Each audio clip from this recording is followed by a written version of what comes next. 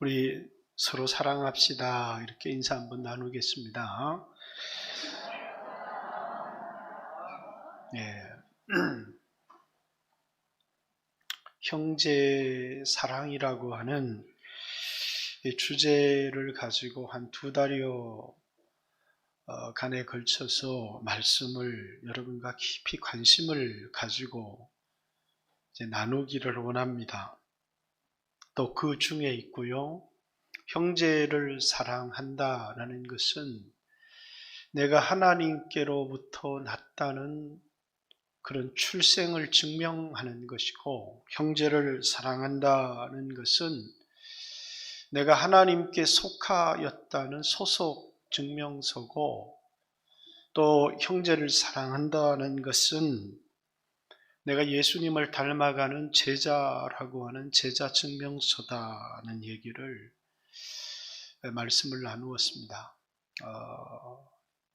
왜냐하면 우리는 우리 스스로의 힘으로 우리 안에 형제를 사랑할 능력, 형제를 사랑할 속성이 전혀 없지만 하나님께로 난 자마다 형제를 사랑하고, 또 하나님께로 난 자마다 그렇게 사랑할 능력이 우리에게 있다라는 것을 나누고 있습니다. 그래서 지난주에는 형제를 사랑하는 것, 그것이 내가 구원을 받았다는 확실한 증명이고, 형제를 사랑하지 않는 것은 구원을 못 받았다는 얘기가 아니라 그것은 내가 육신적인 그리스도인일 가능성이 너무 높고, 그것 때문에 우리에게 수없는 징계가 찾아올 수 있다라는 말씀을 여러분과 나누었습니다. 그리고 오늘 그의 성령을 우리에게 주심으로 우리가 그 안에 거하고 그가 우리 안에 거하시는 줄을 아느니라. 이렇게 이 안다는 말이 참 중요합니다. 마지막 안다는 이야기를 하겠지만, 요한일서를 쓴 목적이 뭐냐면 요한일서 5장 13절에 예수 그리스도를 믿는 너희에게 영원한 생명이 있다는 사실을 알게 하려고 이 편지를 썼다, 이렇게 얘기를 하죠. 여러분, 오늘 저는 이 예배를 드리면서 여러분들이 이 예배 가운데 주님이 계시다는 사실을 아는 것이 중요하고, 또 여러분들이 형제와 자매를 대하면서 이 사람 가방끈이 얼마나 되나, 이 사람 연봉이 얼마나 되나, 늙었나 젊었나, 이런 세상적인 가치로 형제를 바라보는 것이 아니라 그 형제 안에 예수 그리스도께서 계신다는 사실을 알게 된다면 그 형제를 얼마나 소중하게 대할 수 있을까라고 하는 것입니다.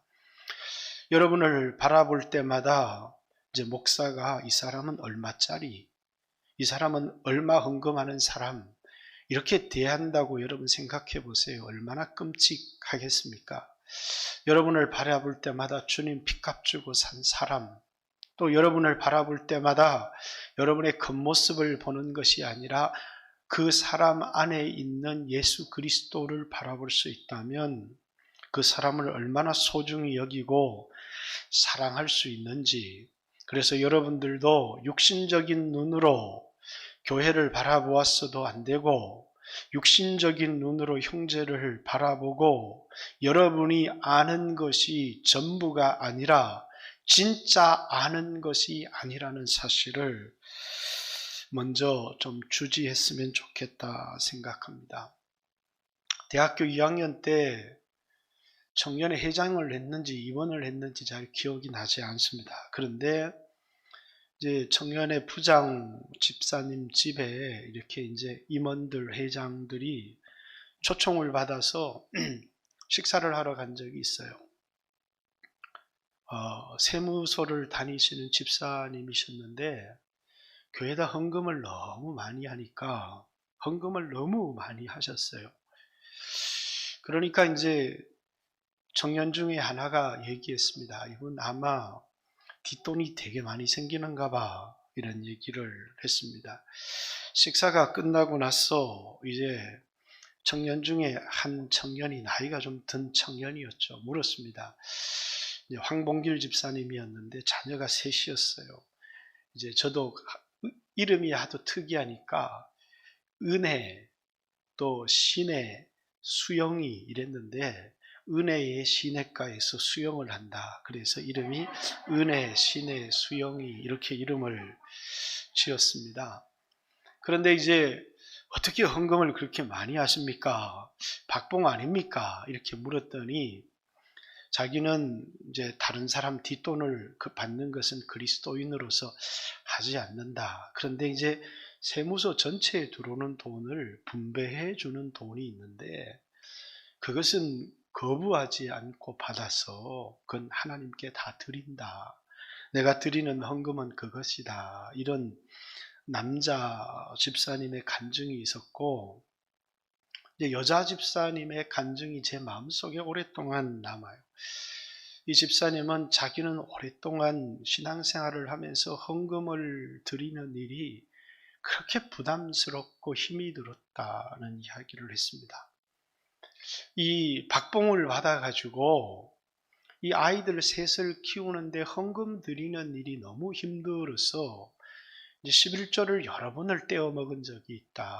그런 얘기를 하면서 그런데 자기가 이 방언이 터지고 성령을 받고부터는 자기에게 달라진 것이 하나 있는데 자기는 헌금 생활이 너무 행복하다는 예전에는 그토록 억지로 체면 때문에 드렸던 그 헌금이 내가 성령을 받고 나서부터 하나님께 뭔가 내가 드릴 수 있다는 것 마치 11조를 드릴 때마다 자신의 진심을 하나님께 고백하는 것 같아서 자신의 헌금 생활이 너무너무 행복해졌다라고 하는 그것은 자기가 성령을 체험했기 때문이다 라고 하는 간증을 그렇죠. 지금 30년 이상이 지났는데도 제가 그 간증을 기억하는 것은 그 간증이 성령을 받으면 이렇게 신앙생활을 기쁘게 할 수 있구나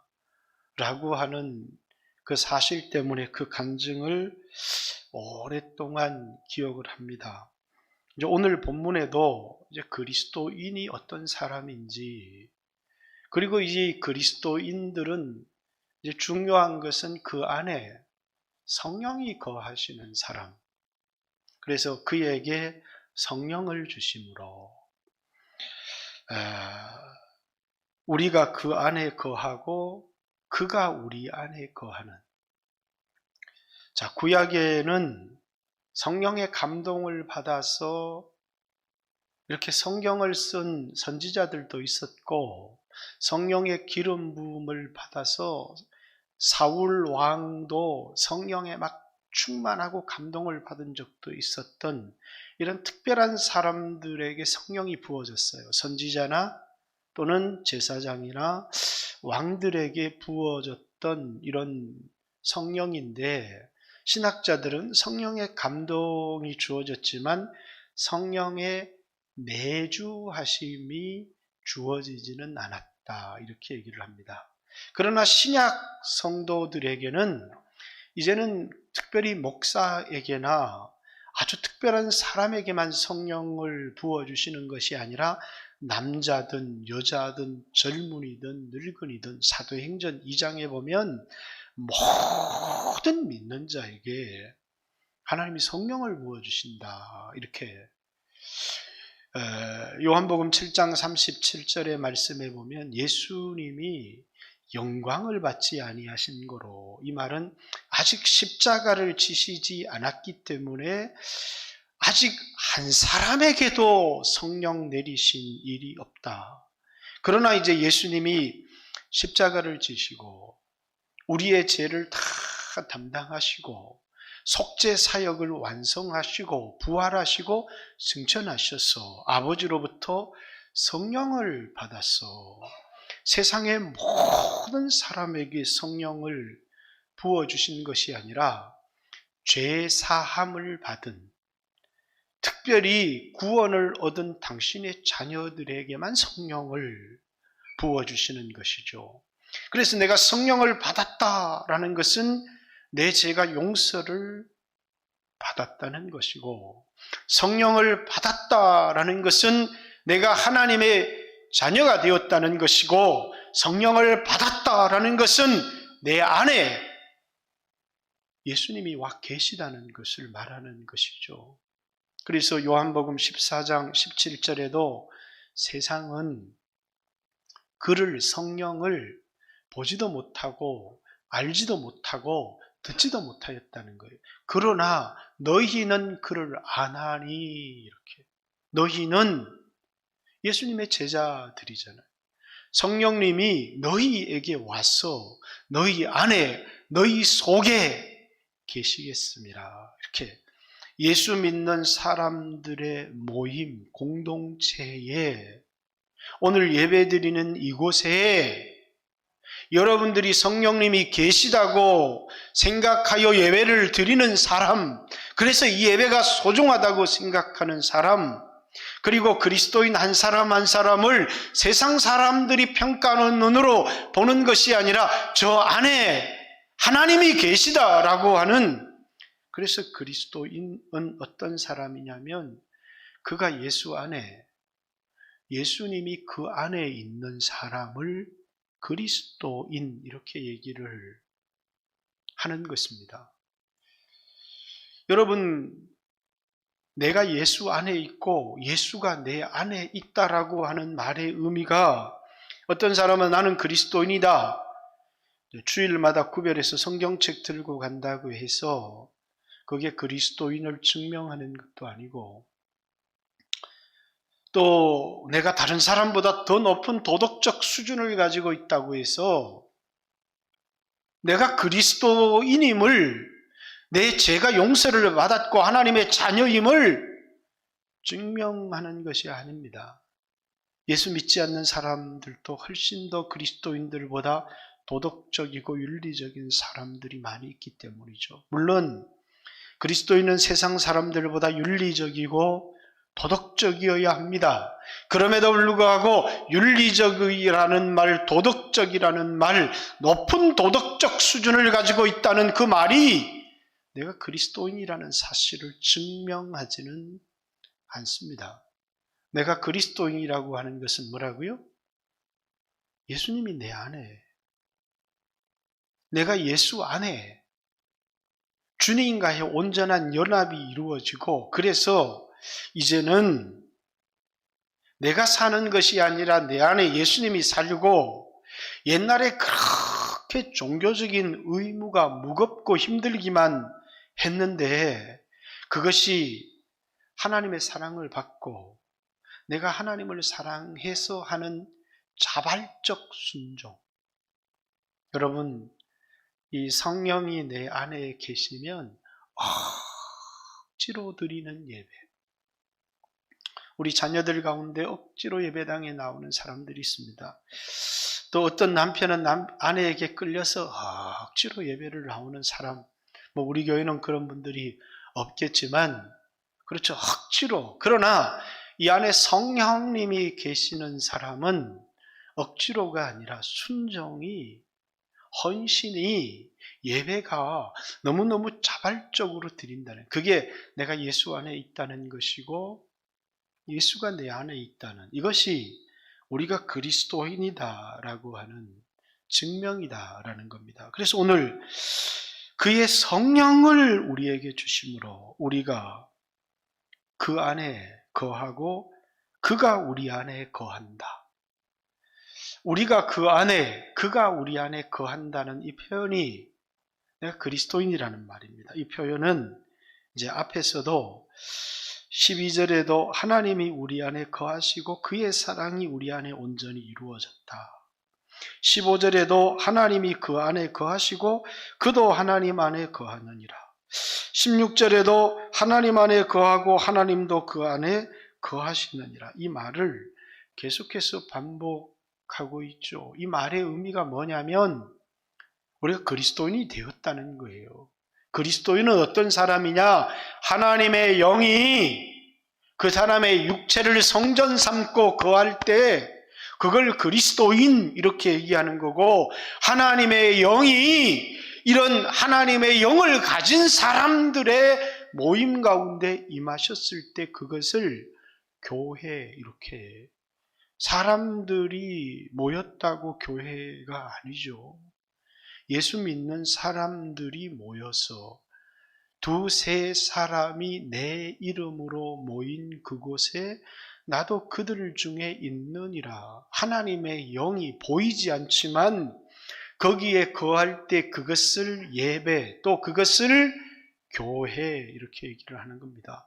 교회의 진정한 가치는 거기 모인 사람들이 어떤 사람이냐가 중요한 것이 아니라 그 모임에 주님이 계시느냐는 거고, 진정한 그리스도인들은 도덕적 높은 수준이나 어떤 종교적인 의무를 억지로 이행한다고 해서 그리스도인이 되어지는 것이 아니라 그 안에 하나님의 성령이 거하면 그 사람이 그리스도인이고, 그의 모든 죄는 용서를 받았다는 것이고, 그의 모든 삶은 하나님이 간섭하고 계시다라고 하는 증명이다.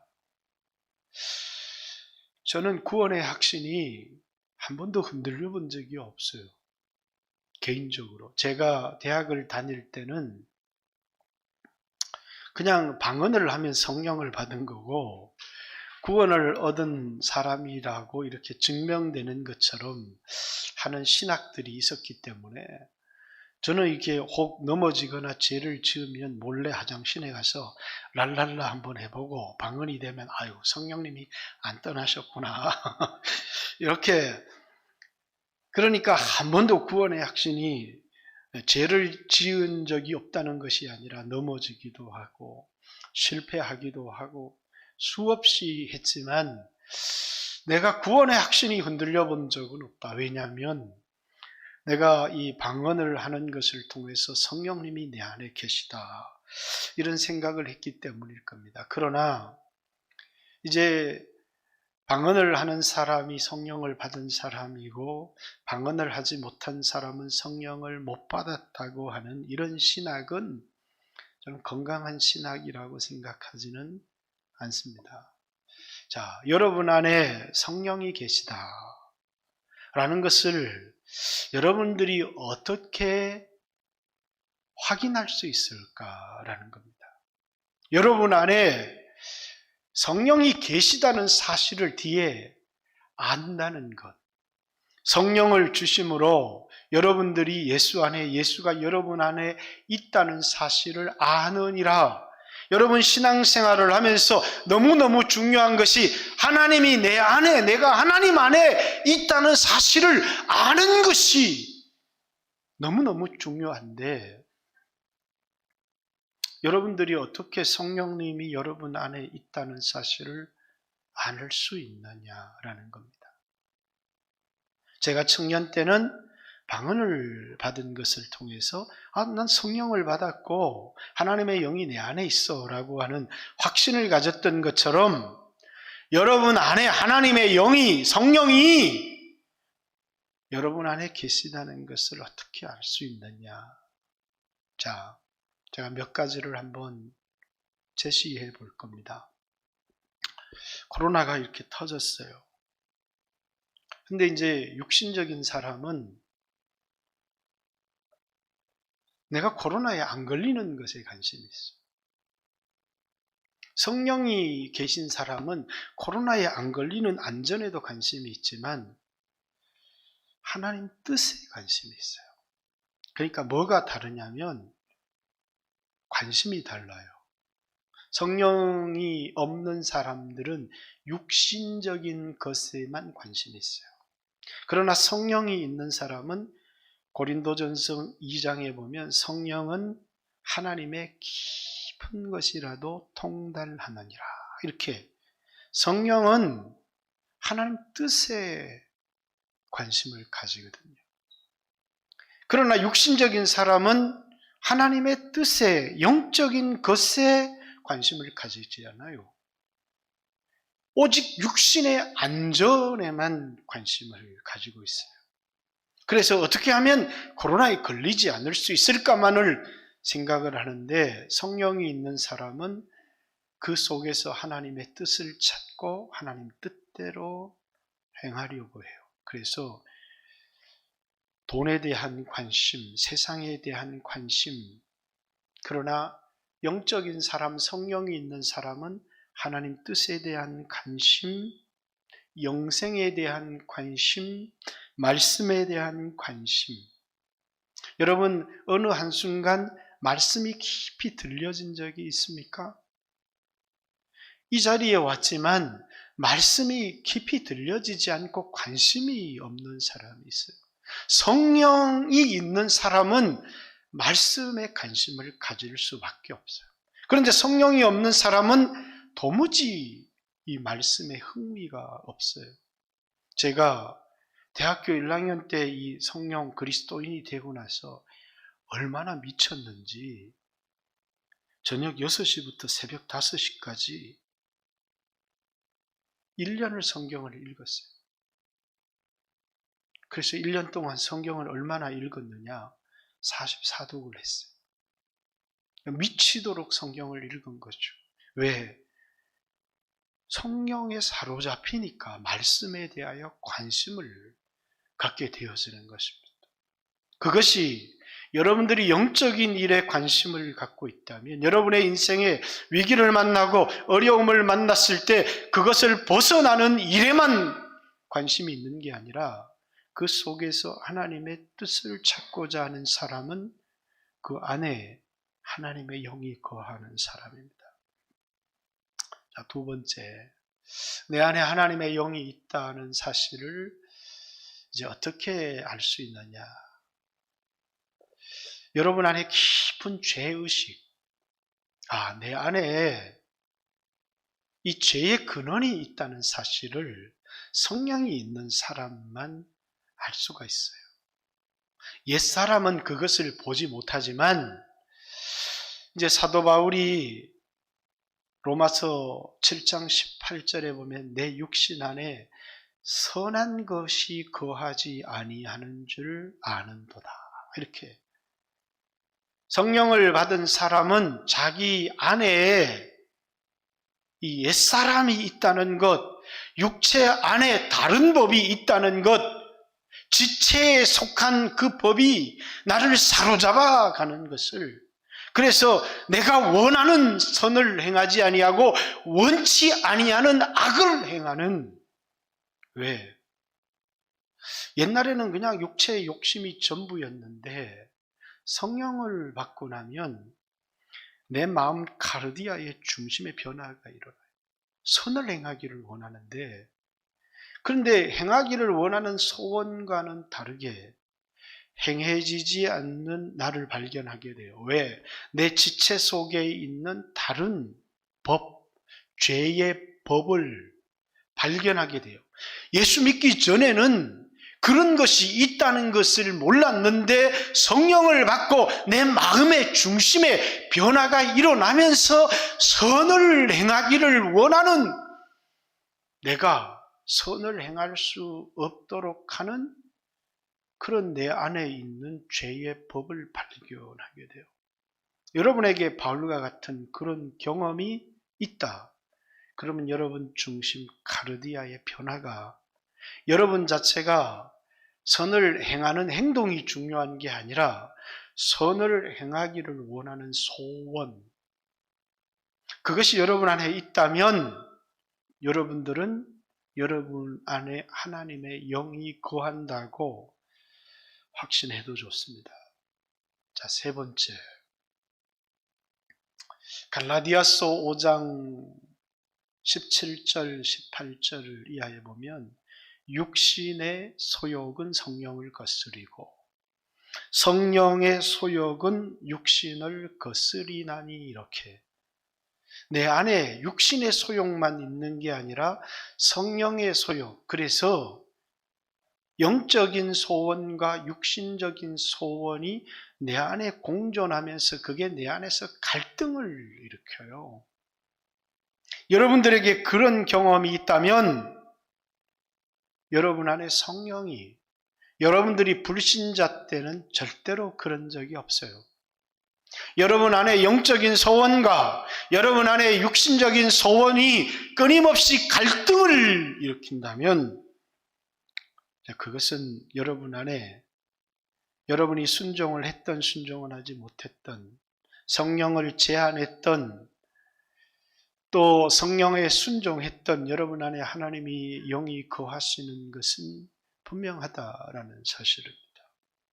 네 번째, 이제 하나님이 우리 안에 소원을 두고 행하시나니 이렇게 얘기를 합니다. 예수 믿는 사람에게는 육신의 소원도 있지만 하나님이 주시는 거룩한 소원이 있어요. 거룩한 소원.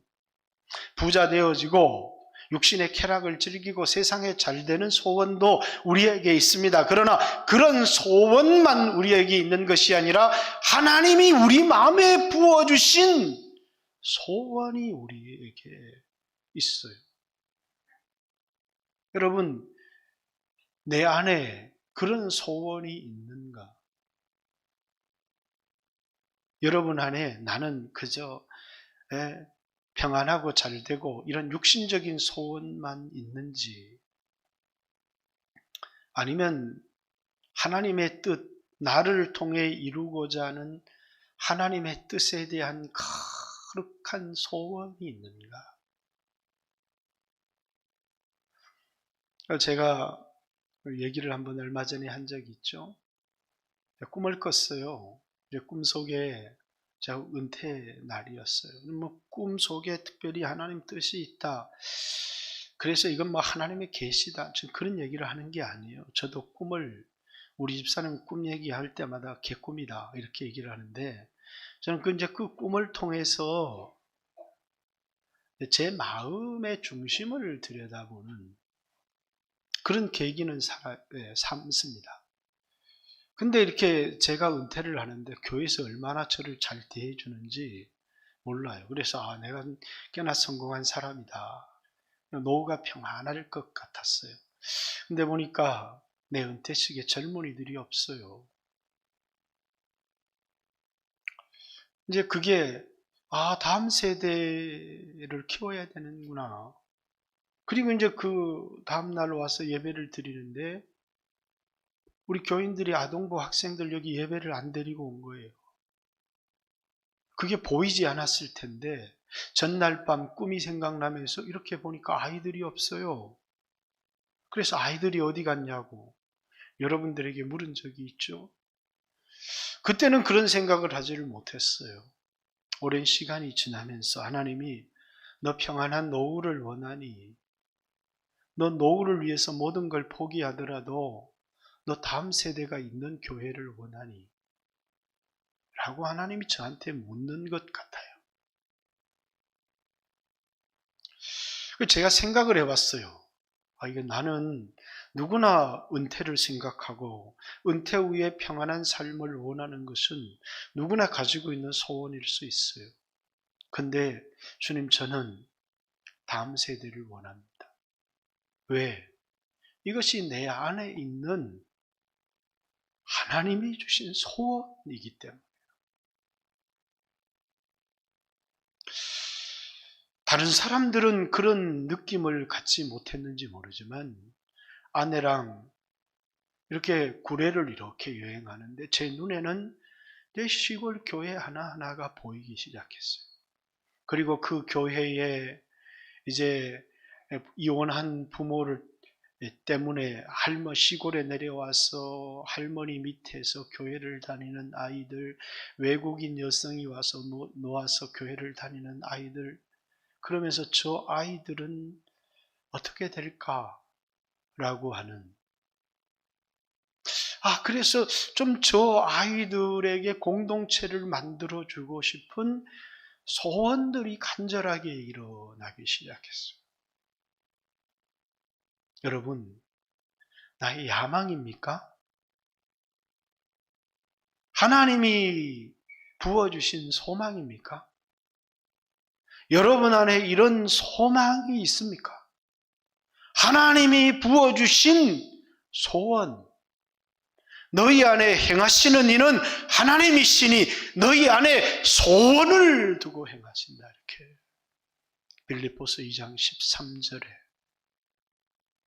우리 안에 성령이 계시면 우리 육체의 소원만 있는 것이 아니라 거룩한 소원이 우리 안에 있다라는 것입니다.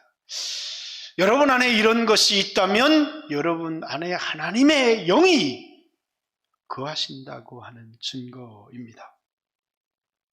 뿐만 아니라 이제 성령의 열매 역시 마찬가지입니다. 성령의 열매의 핵심이 사랑입니다. 사랑. 그렇기 때문에 이제 사랑하는 자마다 우리가 하나님 안에 거한다라고 얘기를 하는 것은 여러분 안에 성령의 열매가 있다면 성령이 여러분 안에 거하시는 것인데 이건 구별하기가 아주 애매합니다. 왜냐하면 성령이 없어도 다듬어진 인격을 가진 사람들이 너무나 많기 때문에 분명히 성령으로 말미암아 나타난 열매는 성령이 거하시는 확실한 증거가 되지만 여러분의 성품을 다듬어진 세상을 살아가면서 다듬어진 성품을 가지고 성령의 열매라고 말하기는 어려운 요소들이 굉장히 많습니다. 그렇기 때문에 성령의 열매는 분명히 성령의 거주하심의 증거가 될 수 있지만 여러분이 가지고 있는 성품이 성령의 열매로 맺어진 것인지는 증명할 방법이 모호하다라는 것입니다. 또 하나는 성령의 은사 역시도 마찬가지입니다. 성령의 은사, 예를 들어서 이렇게 방언을 통역한다든지 예언한다든지 이런 초자연적 은사는 우리 안에 성령이 거하시는 분명한 증거이지만은 가르치는 은사, 또 이렇게 섬기는 은사, 이런 은사들은 자기가 가지고 있는 성품과 구별할 내가 자연적으로 태어나면서부터 가지고 있는 은사, 태어나면서부터 받은 은사인지 성령이 임하면서부터 받은 은사인지를 구별할 길이 모호합니다. 그렇기 때문에 여러분들에게 특별한 초자연적 은사가 있다. 그렇다면 여러분 안에 성령이 거하신다라고 하는 분명하고 확실한 증거가 될 수 있다라는 사실입니다. 여러분 안에 성령이 거하신다. 여러분 이건 우리에게 얼마나 중요한 사실인지 모릅니다. 내게 영원한 생명이 있다는 사실이에요. 이 세상을 살아가면서 자꾸 시험에 드는 중요한 이유. 이제 야고보서에도 흩어진 나그네들에게 여러 가지 시험을 만나거든. 이렇게 수없는 시험에 드는 이유가 뭐냐면 창원은 집값이 뛰는데 마사는 집값이 안 뛰어요. 우리 가난합니까? 우리 가난하지 않습니다. 전 세계 어느 나라 가봐도 이 나라만큼 사는 나라가 별로 없어요. 그런데 갑자기 내 옆에 사는 사람들이 너무 부자가 되어지는 겁니다. 그러니까 그것 때문에 상대적인 박탈감을 참 많이 느껴요. 그 사람이 가진 것을 보니 너무나 크거든요. 그러나 여러분, 그가 가진 것과 내가 가진 것은 비교할 수 없는 겁니다. 사람들은 내가 가진 것이 뭔지를 모릅니다. 요한 1서는 요한이 너희 안에 영원한 생명이 있다라는 사실을 알게 하기 위해서 너희 안에 거룩한 하나님의 영이 있다는 사실을 안다는 사실이 얼마나 중요한 건지 모릅니다. 여러분 안에 지금 내 손에 돈이 있는 게 중요하지 하나님이 내 안에 거하시고 그런 건 난 잘 모르겠다고. 여러분 안에 하나님의 영이 거하지 않는다면 여러분은 아무것도 없습니다. 그러나 하나님의 영이 우리 안에 거한다면 내가 가진 것은 세상에 가진 것과는 비교할 수가 없고 세상에 큰 것을 가졌다고 자랑하는 사람들을 위해서 불쌍히 여김과 긍휼한 마음으로 기도할 수 있습니다. 내 안에 가진 것을 세상에 가진 것보다 크다는 사실을 알기 때문에 끊임없이 세상과 비교하며 살아가지 않는다는 사실이에요. 지금 이 글을 쓰는 것도 그가 성령을 우리에게 주심으로 우리가 그가 우리 안에 거한다는 사실을 아느니라 이렇게. 여러분들은 내가 예수 안에, 예수가 내 안에, 하나님의 영이 내 안에 거한다는 사실을 아십니까? 예수 믿기 전에 전혀 알지를 못했는데 그런데 그분의 생명이 내 안에 들어와서 내게 소원을 주시기도 하고 성령의 감동을 주시기도 하고 때때로는 눈물을 주시기도 하고 때때로는 죽어가는 영혼들을 위한 아픔을 주시기도 하시고 이런 내 안에 일어나는 이런 일들을 통해서 내 안에 하나님의 영이 거한다는 사실을 알지 못하십니까? 그리고 내 안에 거하는 이 하나님의 영이 나를 지켜주시고 나를 인도하고 나를 보호한다는 사실을 알지 못하십니까? 하나님의 영이 우리를 인도할 때 우리가 그의 뜻을 알고자 기도하면 오늘 내가 당하는 일의 의미를 깨닫게 해주시고 말씀을 생각나게 해주시고 내게 하나님의 뜻을 가르쳐 주시는 성령이 없으면 불가능한 것입니다. 목사가 여기서 설교합니다. 그냥 아무렇게나 여러분들에게 세상 소원을 이렇게 하면 소원이 이루어질지어다. 육신적인 사람들은 좋아합니다. 그리고 그런 말은 육신적인 사람들에게 관심을 끌 수 있을지 모르겠습니다. 그러나 영적인 사람에게는 아무런 의미가 없는 겁니다. 영적인 사람에게는 중요한 게 내가 하나님을 소유했느냐고 그들에게 중요한 건 나를 향한 하나님의 뜻을 알기를 원하는 것이죠. 성령이 우리 안에 계셔서 우리를 인도하십니다.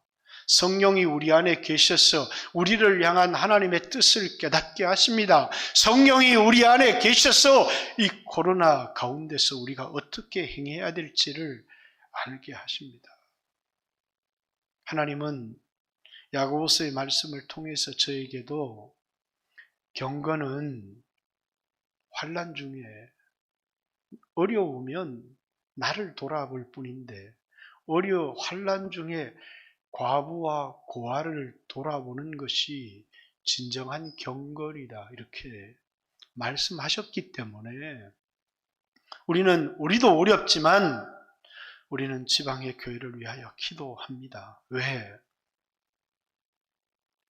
진정한 경건은 나를 생각하는 것이 아니라 위기 중에서 나만 돌아보는 것이 아니라 관심이 나에게 있는 것이 아니라 내게로부터 눈을 들어 주를 바라보기 시작하는 것이고 내게로부터 눈을 들어 나보다 더 아픈 이웃들을 바라보기 시작하는 것.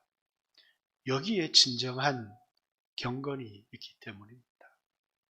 여러분 안에 성령이 계셔서 일깨워 주시고 깨닫게 하시는 분은 이 말이 무슨 말인지를 이해할 것입니다. 그러나 육신적인 사람은 도무지 이해할 수 없습니다.